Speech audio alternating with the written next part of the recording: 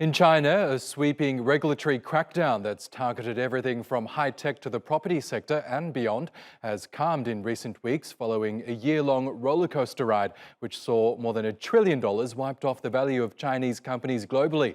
But it's left businesses uncertain about the future and raised fears over China's economic outlook. Patrick Fock reports from Beijing. As the first of its kind rental platform targeted at foreigners wanting to share digs with young professionals in China, Wealthy took off from the get-go when it launched 5 years ago, breaking even in a competitive market after just 1 year. But then the coronavirus pandemic struck. With overseas arrivals locked out because of travel restrictions, founder Alex Liu had to rethink his concept altogether. It's kind of the second time to create a new company from zero. But the Chinese government's campaign against private enterprise over the past year has put startups like Wealthy on edge once again. As a business straddling the property and tech industries, both sensitive sectors that have been in the government's firing line, Liu's had to be cautious not to get caught up in regulatory crosshairs. So when you start to create a business, of course you want to go big, right? But you need to concern about your business strategy. If it's a conflict or different compared with government concern, you need to think about it. One key concern, not to get too big too fast. Anti-monopoly as well as data security rules have hit tech titans, including Alibaba and Tencent, particularly hard. Authorities want to curtail the dominance they have to prevent them from gouging consumers or blocking entry to new competitors. Policy changes to rein in risky borrowing and tame runaway property prices have slammed the real estate sector. There are still fears about whether developers like China Evergrande will ever pull themselves out of their debt woes. At the heart of the crackdown is an effort to address worsening inequality in China, a result of the country's meteoric rise over the 40 years since it embraced free market reform under the slogan of common prosperity. Decades of unfettered growth are now giving way to political realignment. Of course, China embraces capitalism to a certain extent, but after all, China is a socialist country. And with the prospect of stronger state control remaining in the years to come, it's unclear just how much room there'll be for private enterprise to thrive.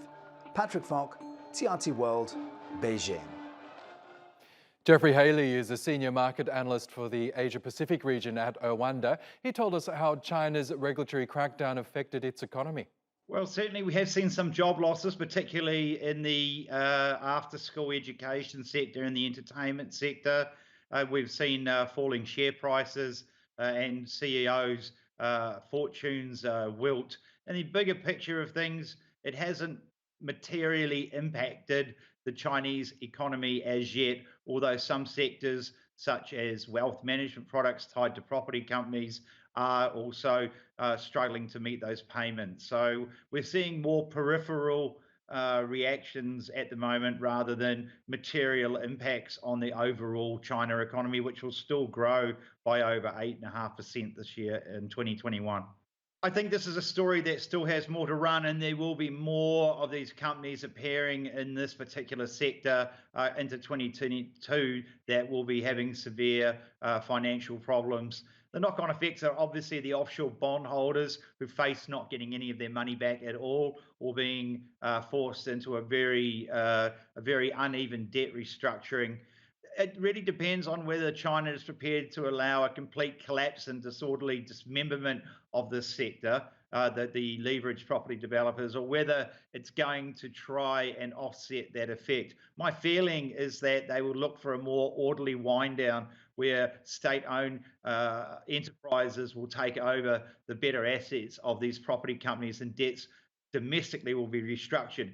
But coming into next year, we are going to see these shared prosperity policies of Xi Jinping inevitably slowing down economic growth in China going forward. Depending on how the property sector crisis plays out, that will also be a headwind. And I'm expecting China growth to slow sharply by its standards to around about 5% next year. The export machine will still keep going, but there's a lot of domestic pressures now that I believe will crimp growth going forward. And we haven't seen the last of the meltdown in either technology or property sector stocks from the mainland.